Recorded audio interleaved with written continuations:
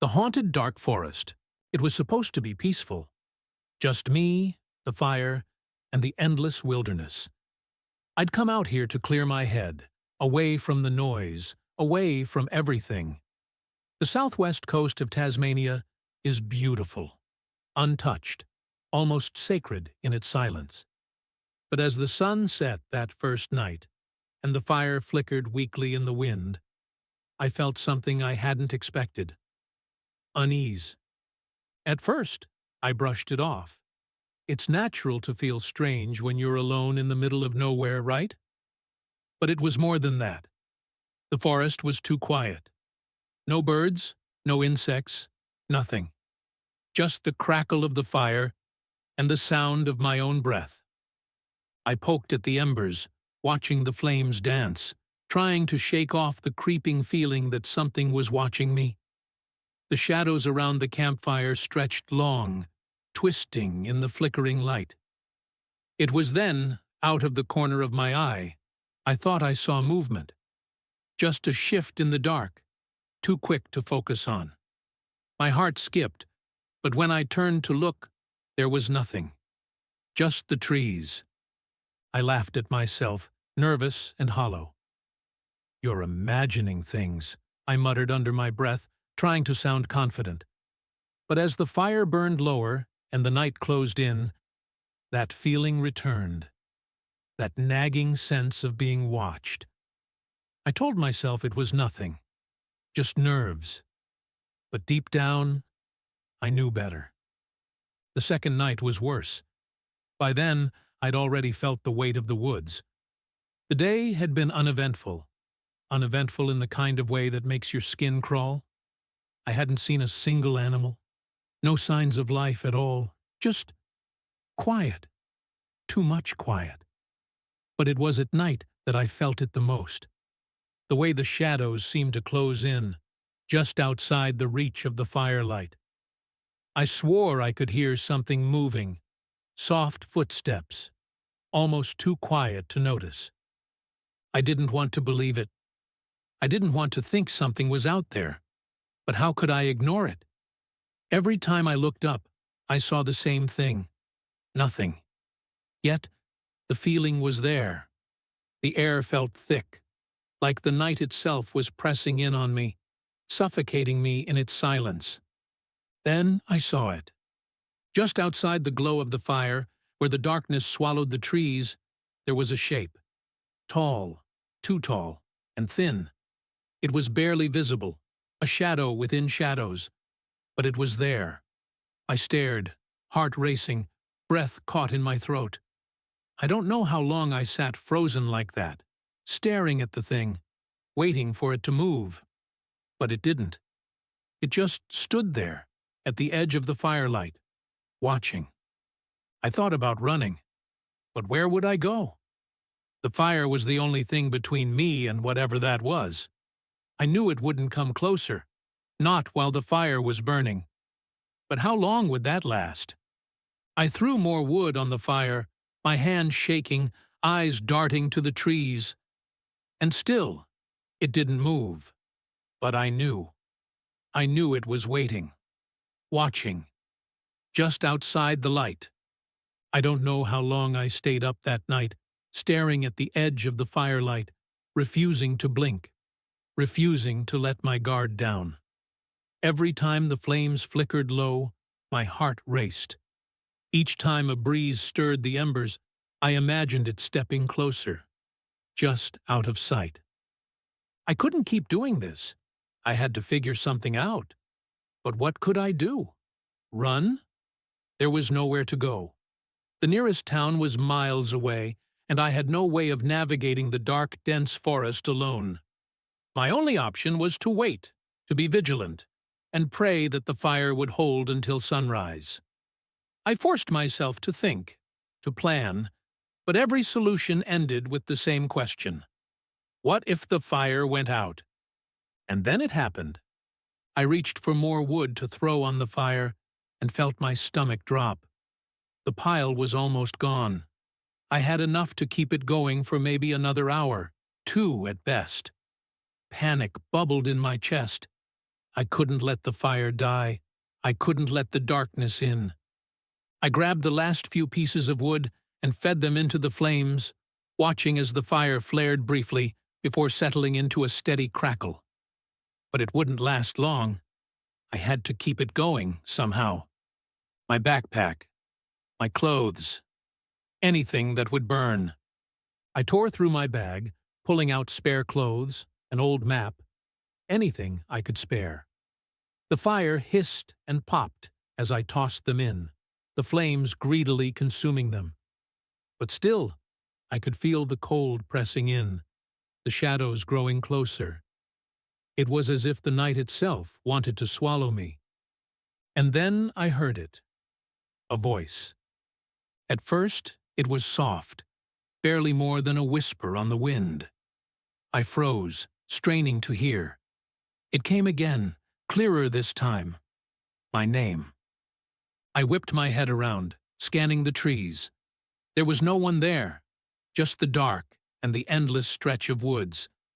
But I'd heard it. I knew I had. The voice came again, closer now, familiar. It sounded like someone I knew, someone I trusted. But that couldn't be possible. No one else was out here. "Come closer," the voice urged, soft, almost coaxing. "It's okay. You're safe." My pulse quickened, fear gnawing at my mind. It wanted me to leave the fire, to step into the shadows where it waited. I could feel it, lurking just beyond the light, waiting for me to make a mistake. I gritted my teeth, forcing myself to stay put, gripping the handle of a stick like a lifeline. "You're not real," I whispered to myself. "It's trying to trick you." The voice continued, more insistent now, more familiar. "Just a little closer. You don't have to be afraid." I squeezed my eyes shut, trying to drown it out, trying not to let it break me. But as the fire began to die down again, the whispers grew louder, more demanding. I was running out of time, running out of firewood, running out of everything. My hands shook as I peeled off my jacket and fed it to the flames, watching helplessly as it crumbled to ash. I didn't care about the cold anymore. All that mattered was keeping the fire alive, keeping that thing at bay. I tossed in more clothes, anything I could find, desperately trying to stretch it out until sunrise. And all the while, it watched me, lurking, waiting, trying to pull me into the dark. The fire was barely more than embers now, flickering weakly against the pressing dark. My hands were numb, raw from the cold. I couldn't even feel my fingers anymore. The pile of clothes I'd fed to the flames was nearly gone, and my mind was a haze of exhaustion and fear. But I couldn't sleep. I couldn't let my guard down. I had to keep the fire going, no matter what. I stared at it, willing the flames to hold out, trying to keep my eyes open. The shadows danced around me, just out of reach. I knew it was still there, waiting. I don't know when I started to nod off. The exhaustion crept up slowly, like the weight of the night itself was pulling me under. My eyelids grew heavier, my mind foggy. Just for a moment, I thought. Just a moment of rest. But that's all it took. I jerked awake, my heart slamming in my chest. The fire! No! It was barely aglow now, the flames almost completely gone. Panic surged through me as I scrambled for anything left to burn. The whispers were back, louder now, surrounding me from all sides. "You're too late," they hissed. "Come closer." My vision blurred, the shadows twisting, reaching for me. I blinked hard, trying to focus, but the exhaustion was pulling me back down. I couldn't fight it anymore. My body was screaming for sleep, for relief, and I was losing the battle. "No," I muttered, my voice hoarse and shaking. No, stay awake. But the whispers grew louder, more insistent. Come into the dark. It's warmer here. I tried to move, but my body felt heavy, like the weight of the night was pressing down on me, pinning me in place. The fire. I needed to get it burning again, but my hands were trembling, barely able to function. I reached out, grabbing a stray branch I hadn't noticed before, and threw it into the pit. The fire flared briefly, casting a dim light. And that's when I saw it. It was closer now, just at the edge of the fire's weak glow. Tall, gaunt, and horrible. Its limbs impossibly long, its eyes glowing faintly in the darkness. It didn't move, didn't flinch, as the fire sparked back to life. It just watched, patiently, as though it knew that sooner or later the fire would die, and I would be at its mercy. My breath came in shallow gasps, my chest tight with dread. I knew I was running out of time, out of fuel, out of everything. I could barely keep my eyes open, could barely think straight. The weight of sleep pressed down on me again, and I fought it with everything I had. But I was slipping. The whispers were relentless now. They weren't even trying to be subtle anymore. They surrounded me, calling my name, telling me to come closer, telling me it was safe in the dark. For just a moment, I almost believed them. I could feel my body giving in, feel the cold sinking into my bones. The fire was almost gone now, just a few dying embers glowing faintly in the pit. I couldn't stop it. I couldn't keep going. My eyes drooped, my vision dimmed, and I felt myself slipping into unconsciousness. Then a sound, a soft, deliberate step, just beyond the light. I snapped awake, heart pounding, adrenaline flooding my system. The fire was nearly dead, but I forced myself to move, to grab the last of what I had, my shirt, my boots, anything, and toss them into the pit. The flames sputtered. The sun was already low by the time I stopped for the night, but this time I was ready. After last night's horror, I knew better than to let the fire burn low again. I'd spent hours collecting wood as I hiked, piling it high in my arms, even when it slowed me down. It didn't matter. I wasn't going to be caught unprepared again. By the time I found a small clearing, the shadows were already creeping through the trees, but I wasted no time. The fire was up and burning quickly, a decent stack of wood nearby. Enough to last the night. At least, I hoped it would be. This time, I wouldn't let it come close. But no matter how much wood I had, no matter how careful I was, I couldn't shake the feeling that it wouldn't be enough. The forest was different now, darker, more oppressive. The silence was back, that awful, suffocating silence that seemed to swallow every sound but the crackle of the fire. It was as if the entire wilderness was holding its breath, waiting for something. I glanced at the pile of wood. It looked like enough. I'd planned better this time, been more methodical. But doubt gnawed at the back of my mind. What if I'd made a mistake? What if it still wasn't enough? I shook the thoughts away, focusing on the fire. It was burning strong, casting a flickering glow across the clearing, keeping the shadows at bay. For now, I was safe. For now. But as the night deepened and the hours dragged on, that familiar dread began to creep in. I tried to keep busy, feeding the fire steadily, watching the wood burn down slower than the night before. But no matter how much I tried to reassure myself, the feeling never left. The feeling that something was watching me. The Wendigo. I hadn't seen it yet tonight, but I knew it was there. I could feel it. I scanned the edge of the clearing, eyes darting between the trees. The firelight flickered, casting long, jagged shadows that made the forest look even more twisted and unnatural. I told myself I was being paranoid, that I'd gathered enough wood, that I'd been careful. But deep down, I knew it didn't matter. Something always goes wrong. I stood up, restless, pacing around the fire. The stack of wood was holding, but I noticed something. The pieces I'd grabbed were too dry, burning faster than I'd expected. I cursed under my breath. I should have known better. Should have taken the time to check. Now, the wood was disappearing too quickly, and I could already feel the fire's warmth fading. Another mistake. A small one.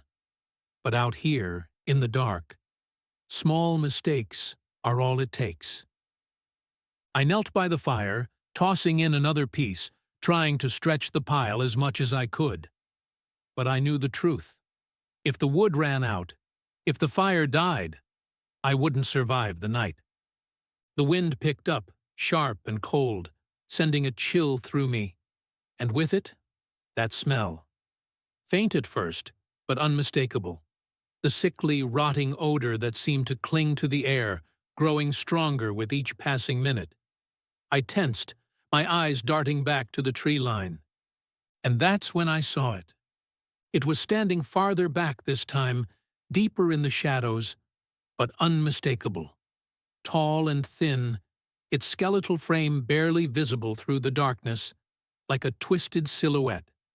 But the eyes, those hollow, glowing eyes, locked onto me from the blackness.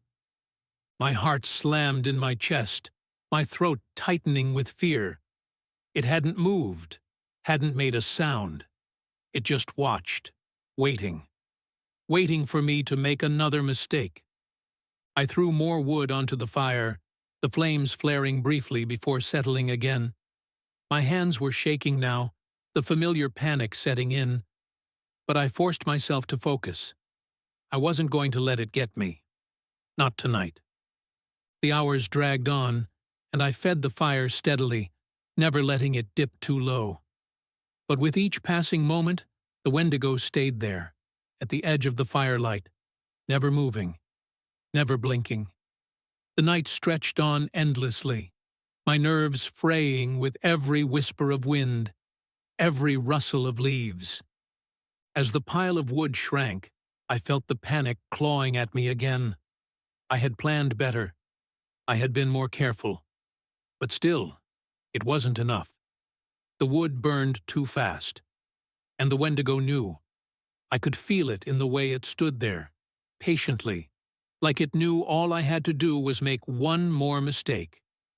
I kept feeding the fire, piece by piece, but with each flicker of the flames, the shadows seemed to stretch farther, creeping closer.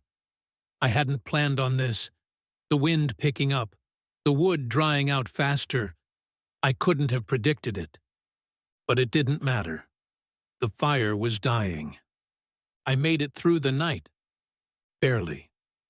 By the time the first light crept through the trees, my fire was nothing more than a few smoldering embers. The Wendigo had vanished with the dawn, but I knew it wasn't gone. It never really left. It was just waiting, biding its time until the next night, when the darkness would return. I didn't waste a second. I spent the entire day gathering wood, more than before, piling it as high as I could manage. I was determined to be ready this time, even more prepared than the last. There would be no mistakes. Not tonight. But as the afternoon stretched on, the sky began to change. Heavy clouds rolled in, dark and ominous, the promise of rain hanging in the air. My stomach twisted with dread. A storm. Of all the things I'd planned for, I hadn't planned for that. The first drops fell just as the sun was setting. I cursed under my breath, scrambling to cover my pile of wood with what little shelter I could rig up. I'd gathered enough, more than enough, to last the night.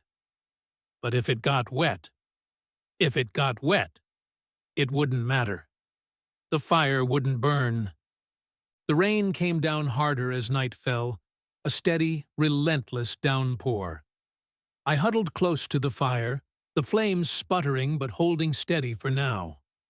The wood was still dry enough to burn, but I could feel the tension building, the air thick with anticipation. And then it began. At first, it was the same, soft whispers on the wind, barely audible over the rain. But then the whispers grew louder, more urgent, more familiar.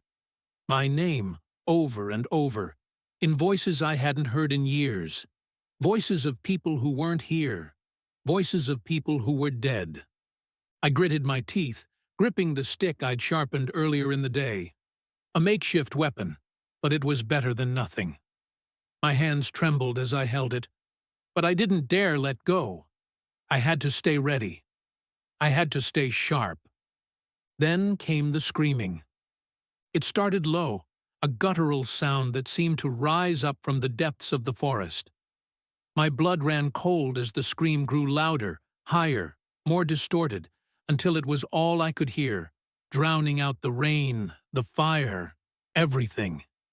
It was inhuman, a sound that made my skin crawl, my heart race. The Wendigo was out there.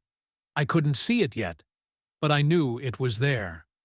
And this time, it wasn't just watching. It was calling, luring. The screaming stopped abruptly, replaced by laughter, twisted, cruel laughter that echoed through the trees surrounding me, closing in. "Come closer," it said, the voice warping and shifting. "It's safe. You're safe. Just step into the dark."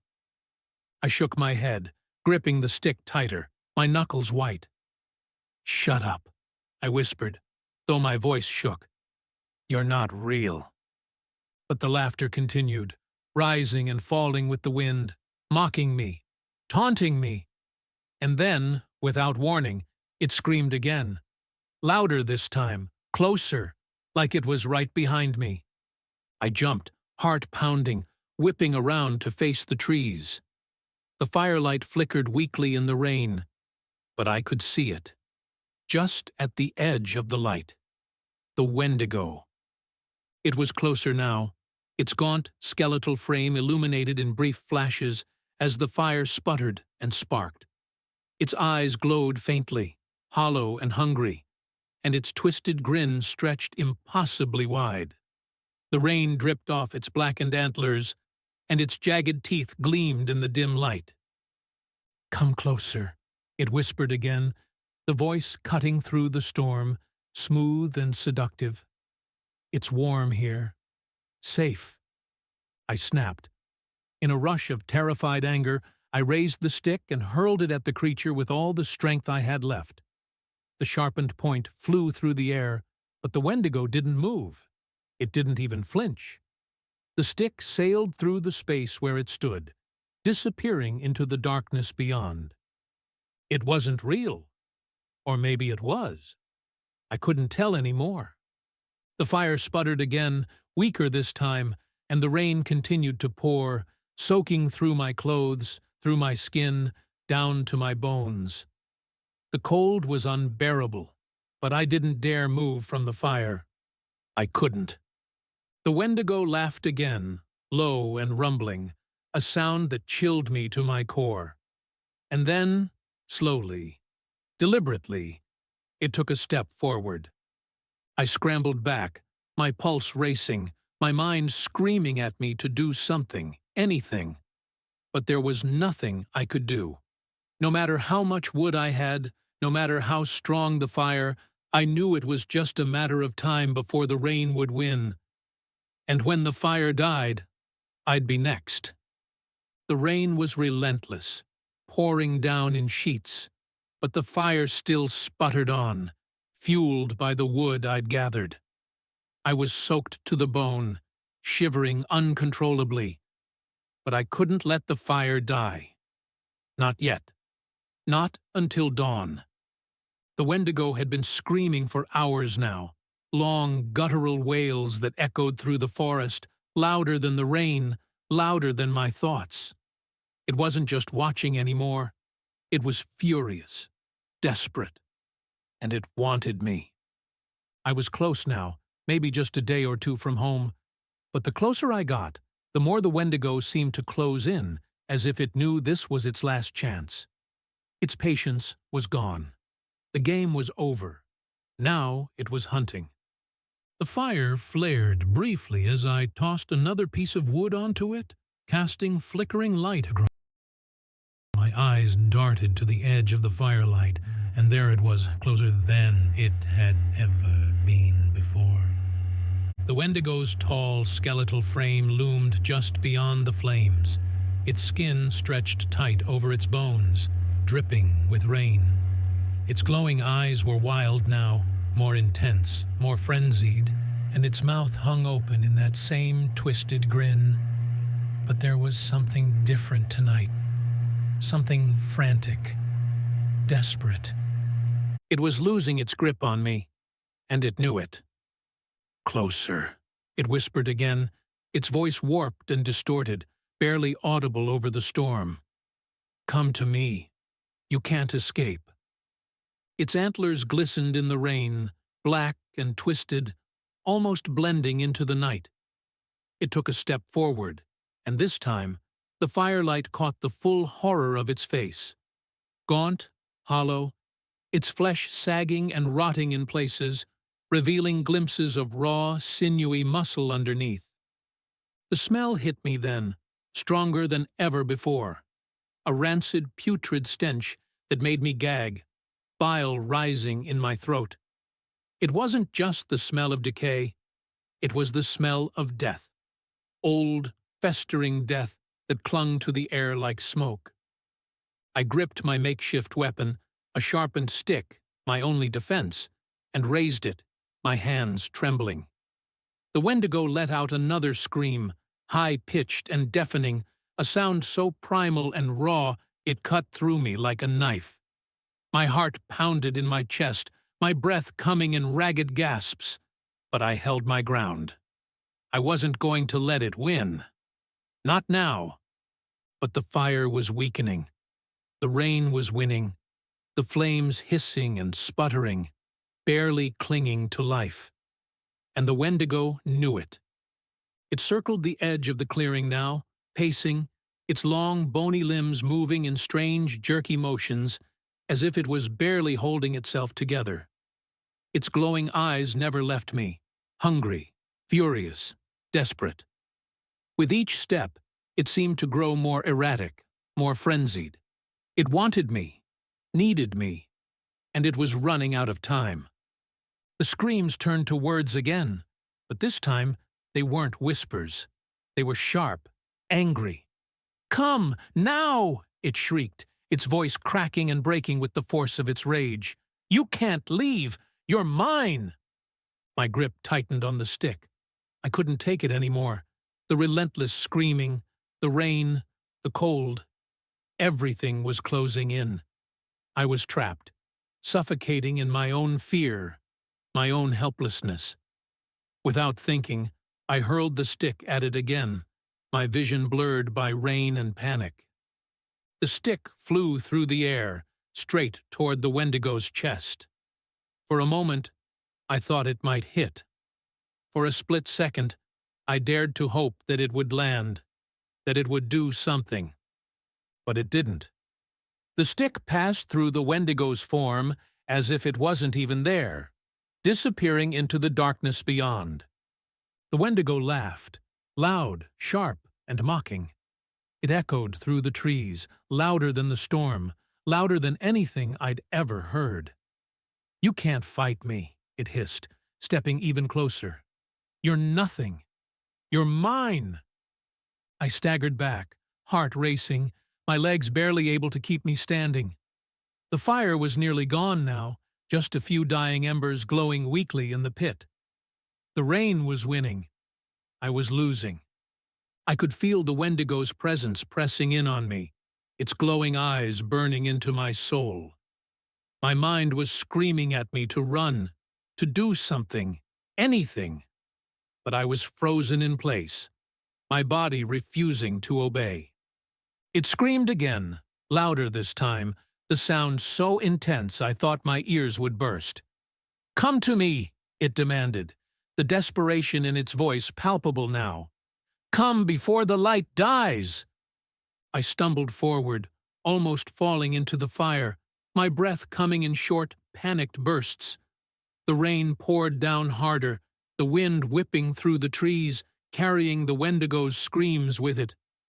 I grabbed the last of the dry wood and threw it onto the fire, the flames flaring up briefly before settling again. But I knew it wouldn't last. The wood was soaked, and the fire was dying. And when it did, the Wendigo would be waiting. It stepped even closer now, its long, twisted fingers reaching out toward me, just at the edge of the firelight. I could feel its breath, cold and wet, brushing against my skin. Its eyes were wild, crazed, filled with a hunger that couldn't be satisfied. And I felt, deep down, that this was the end. The storm raged on, the fire barely clinging to life as the rain poured down in relentless sheets. My body was numb from the cold, my clothes soaked through, but I couldn't stop. I couldn't let the fire die. Not now. Not when I was so close. But the Wendigo was closer. It screamed again, an ear-piercing, bone-rattling sound that sent shock waves through my body. The air felt heavy, suffocating, like the darkness itself was closing in around me. I could hear it now, louder than the storm, its footsteps squelching in the mud as it circled the dying fire. It was moving faster, more frantic, more desperate.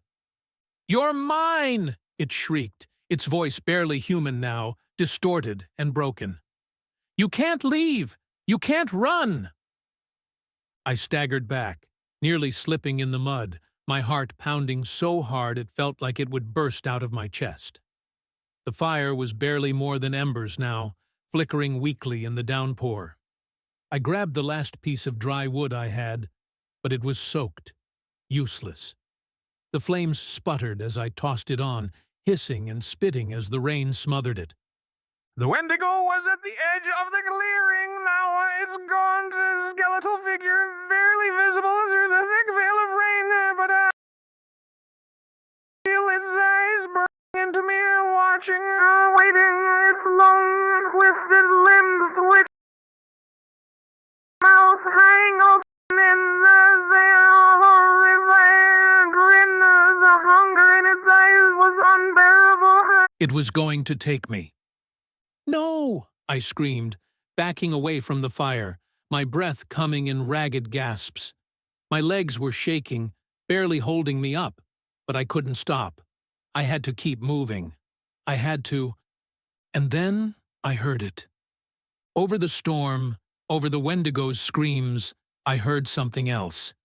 Something real. A car horn. My mind reeled, confused, disbelieving. A car? Out here? I froze, listening, straining to hear over the chaos around me. Another sound, faint but unmistakable, the distant hum of an engine. I wasn't imagining it. It was real. I turned, squinting through the rain, and there, just beyond the trees, I saw it. A flicker of light. Headlights. For a split second, I couldn't process it. How could I be this close?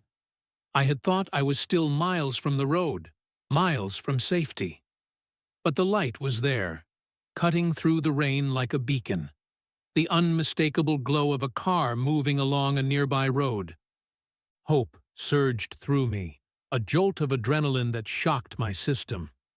I wasn't far. I wasn't as far as I thought. I could make it. I could run. But the Wendigo wasn't going to let me go easily. It screamed again, louder this time, the sound so intense it rattled the trees, sending a flock of birds scattering into the sky. It was closer now, just steps away, its eyes wild, its body trembling with rage. "You can't leave!" it howled, its voice cracking with desperation. "You're mine!" I didn't wait. I couldn't.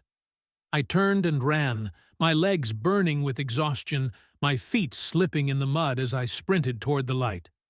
The rain pounded against me, blurring my vision, but I didn't stop. I couldn't stop. Behind me, I could hear it. Hear the Wendigo crashing through the forest, its twisted limbs moving with unnatural speed.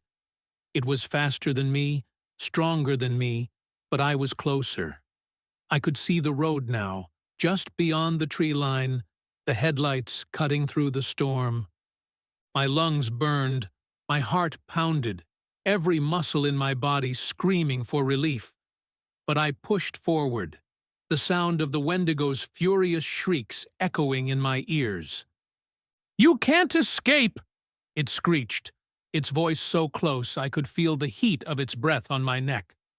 I burst through the trees, mud flying as I stumbled onto the side of the road. The headlights were closer now, a car barreling down the wet asphalt, unaware of the nightmare unfolding just a few feet away. I waved my arms frantically, screaming at the top of my lungs, desperate to be seen, to be saved. "Help! Please!" The Wendigo let out one final guttural scream, so loud, so filled with rage, that it shook the very ground beneath my feet. I didn't dare look back. I couldn't. I just kept running, my eyes locked on the approaching car, my only lifeline in this endless nightmare. The headlights grew brighter, and with them, the faintest glimmer of hope. The Wendigo was still behind me. I could feel it, but the road, safety, was right there. With one last desperate burst of energy, I sprinted toward the lights, the roar of the Wendigo fading into the distance as I crossed the road, collapsing onto the other side, gasping for breath. I was safe. I collapsed on the side of the road, my chest heaving, gasping for breath. The rain pounded against my body, cold and relentless, but I didn't care. I had made it. I was alive. But even then, in the safety of the asphalt, I could feel it, the weight of its presence. The Wendigo was still there, just beyond the tree line, watching, furious that I had escaped. I didn't dare look back. I couldn't. I could feel its eyes burning into my back, feel the seething rage emanating from the darkness. It had followed me all this way, hunting me relentlessly through the night. And now that I was so close to safety, it couldn't reach me. Not here, not yet. But I knew it wouldn't stop. Not until it had me. The headlights of the car grew brighter, cutting through the storm like a beacon. I stood, my legs shaking beneath me, and staggered toward the road, waving my arms, desperate to get their attention. "Help!" I screamed, my voice raw and hoarse. "Help me!" The car slowed, the tires screeching against the wet road as it came to a stop just a few feet away. The driver's side door opened, and a figure emerged, barely visible through the rain. "Are you okay?" the driver shouted, their voice muffled by the storm. I stumbled toward them, barely able to stand, my heart still racing, my body trembling from the cold and exhaustion. "Please," I gasped. "Please, I need to get out of here." The driver hurried toward me, their face a blur in the rain, but I didn't care. I didn't need to see them. I just needed to be anywhere but here. As I reached the car, I heard it again, a scream. But this time, it wasn't distant. It wasn't from the trees. It was right behind me. I froze, my blood turning to ice. Slowly, against every instinct screaming at me to run, I turned around. The Wendigo was standing on the edge of the road, its skeletal frame illuminated by the car's headlights. It was closer than it had ever been, its hollow eyes burning with a furious, desperate hunger. The rain dripped from its antlers, its mouth stretched wide in that same twisted grin. But this time it was different. Its body trembled, its limbs twitching with unnatural spasms, as if it was barely holding itself together. And then, with a guttural roar, it lunged. I screamed, throwing myself into the car, slamming the door behind me as the driver fumbled to start the engine. "Go! Go now!" I shouted, my voice cracking with panic. The Wendigo's claws scraped against the side of the car, the sound like nails on a chalkboard as the engine roared to life. The driver hit the gas, and the car lurched forward, tires spinning on the wet road. I didn't dare look back, but I could hear it. Hear the Wendigo's furious screams fading into the distance as the car sped away, leaving the nightmare behind. My body slumped against the seat, every muscle trembling, my mind reeling from what had just happened. I was alive. I had escaped. But even then, in the safety of the car, I couldn't shake the feeling that it wasn't over. That somewhere, in the depths of that dark, cursed forest, the Wendigo was still watching, still waiting. And one day, it would come for me again.